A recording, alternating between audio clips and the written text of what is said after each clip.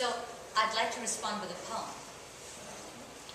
I'm a so-called Indian in a so-called New South Africa, more a red Indian than a South Indian, living in the Boer Kaap, more a Muslim than a Hindu, more an African than an Asian. It took a Steve Biko, though, to bring me back to my roots. And so Steve Biko died for his principles around black consciousness. And without him, we may never have gotten to the point in an extremely racialized country, divided geographically from each other, to begin the possibility of identifying our common racial oppression.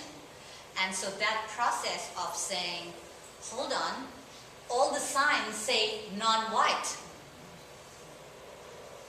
non-European.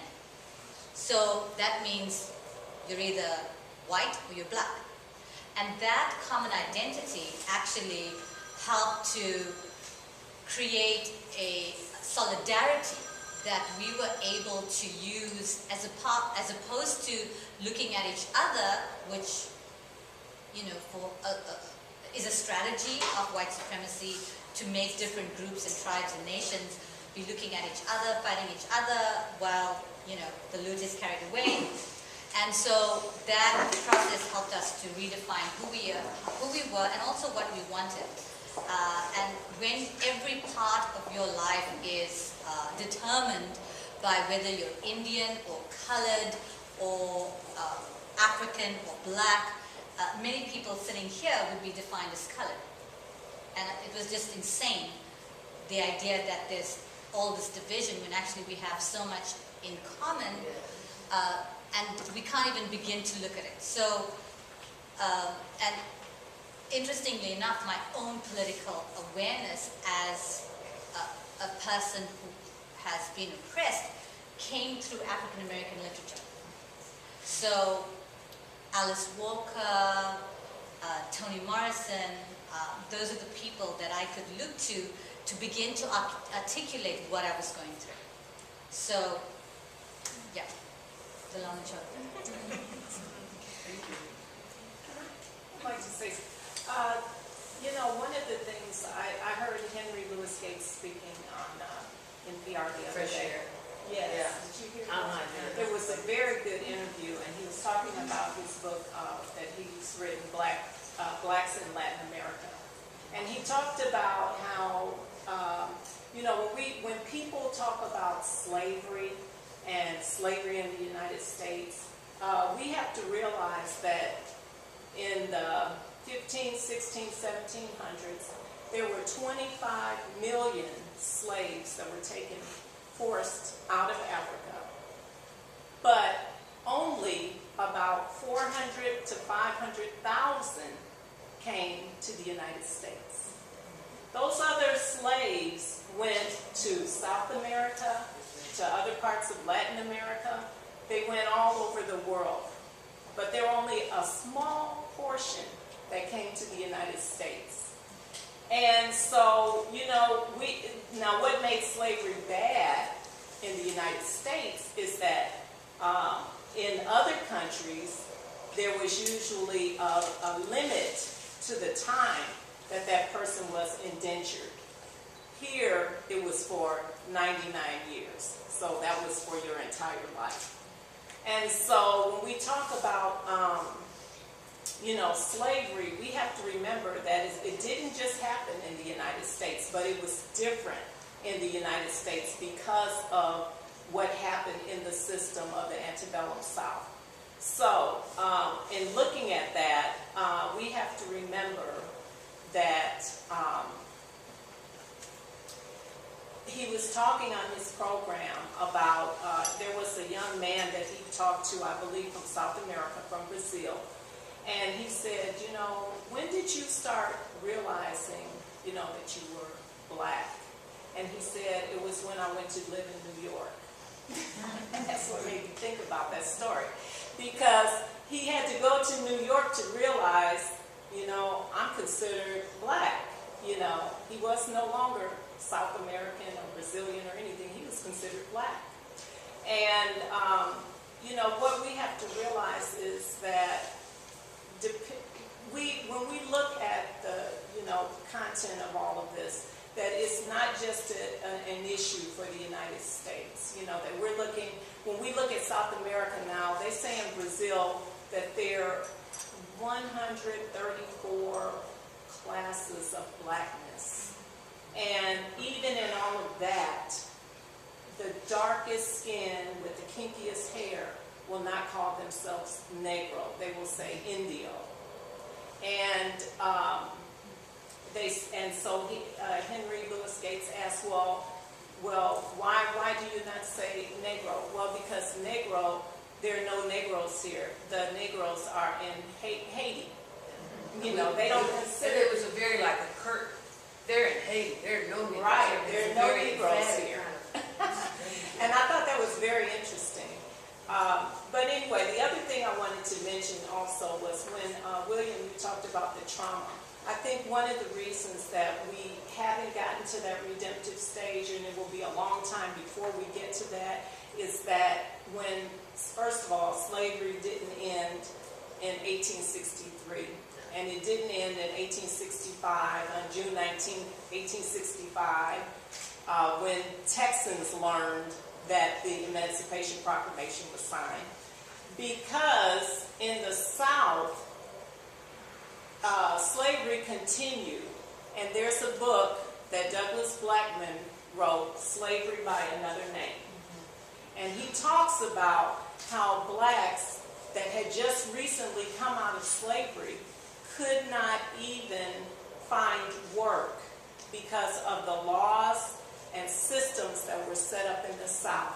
And companies like U.S. Steel and the Southern Railway and all these other companies would find ways to use blacks, and they were actually, what they would do is when they needed work and they needed laborers, they would go to certain cities in the South and towns, and they would start rounding up people. They had vagrancy laws.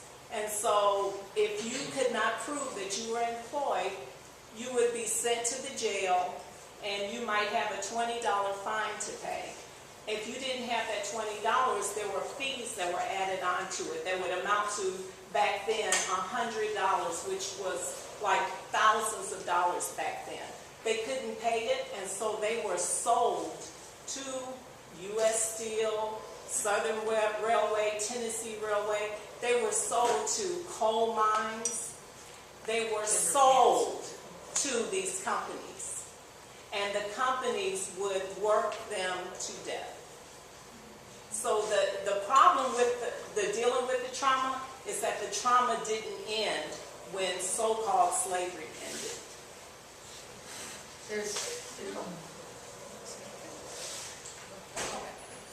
I want to just, these are good comments, I want to use them to address this notion of modernity. And to just say that I disagree with your friend that modernity is over. I mean, there are certain postmodern conditions in our society.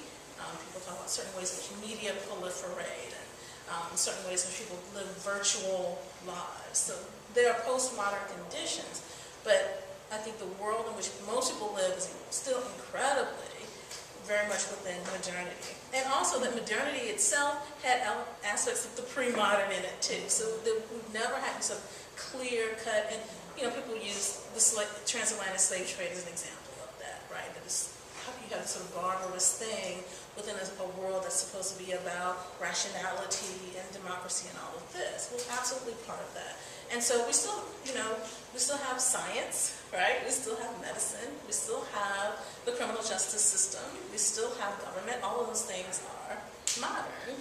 So I would disagree that, that we're out of the modern in the very first. His argument was that in postmodernism, modernity still somewhat exists, but it's that spectrum we're starting to move out of it. So his argument is that with the idea of post-race, if it isn't exactly what mainstream media says, which is the end of race or beyond race, that if racism exists in a post-racial society, then for him, the argument starts to begin, well, we are entering on that fact because things look a little bit different, even though we have all of I these. think there's a lot of messiness. There's a lot of messiness. There's a lot of things that are really entrenchant about race that we've been talking about. Then there are a lot of things that have shifted. There are a lot of people who reject those ideas. There's been a lot of open criticism of those ideas, but they're still very appealing and then often not even questioned. So I think there's a lot of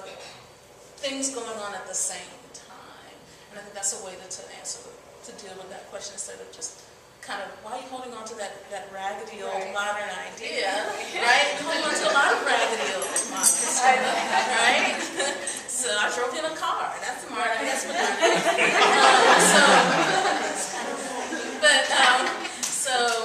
That's how I would address that. It's not the idea of enlightenment where the break between modern and pre-modern is, and isn't the enlightenment based on fundamental inequities? Some people are actually human beings, and other human beings are not human beings. All that still exists. Actually, that's very close to what's happening here in Texas, at least at the state level now.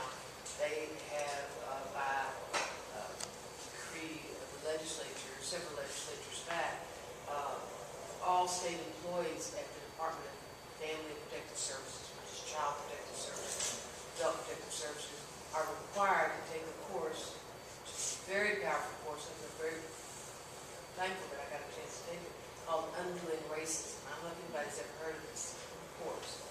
Yes, no. Well, anyway, it takes you way, way back to how it began to be laid in a long time ago. And it goes, just to give you an example briefly, the naming of the races was done as sort of a, by a couple of sociologists back in the 60s. Blumenbach and lineage. But they didn't even really, it wasn't like they were really codifying anything. I think they were just having a discussion. But what I thought was very interesting in the discussion is that, except for the Negro, all other races were named in association with a geographical place. But Negroes were not. They were Negro. There was a place called that. So I thought that was, to me, very interesting. But in terms of the laws, and you're talking about this foundation of people who believe in a certain way, doesn't just believe that way, believe that way, that has been so carefully taught. It's like the movies, musical South Pacific, very carefully teach to hate and fear. And we've been very carefully taught. So to undo that is, an extraordinary process. I would think, in the 1700s, one Swedish anthropologist by the name of Johann Blumenbach, he collected skulls. He had skulls from the ceiling from the floor to the ceiling. And what he did was he invented scientific racism. Make a long story short, he had various instruments to measure volumetric the size of brains and skulls and so forth. And what he did was invent the terms Caucasoid, Negroid, and Mongoloid. Now there was some predate to that by another guy named Linnaeus who came before Blumenbach. But Blumenbach did codify this in the science books, and to this day, I swear, I can still find people who think that those are the three races. I can still find professors, and I won't call who, but I can still call, they're not in the room, but I can still call professors who still say that there are three races. This is a total falsehood. And how many of you, have filled out forms in the past, and checked the Negroid box or Negro box, or maybe you ain't old enough, but I am. But how many of you all have filled out that box? And then how many whites still fill out the box that says Caucasian? This term, the term itself, Caucasian, Blumenbach chose that term because he found some of the skulls with the largest volumetric measure came from the Caucasus Mountains. And it just so happened that his skull was very similar to that skull. And so he said the origin of all mankind was from the Caucasus Mountains. And this was the dominant theory. We now know it's Africa, but this was the dominant theory at that time. So we're still using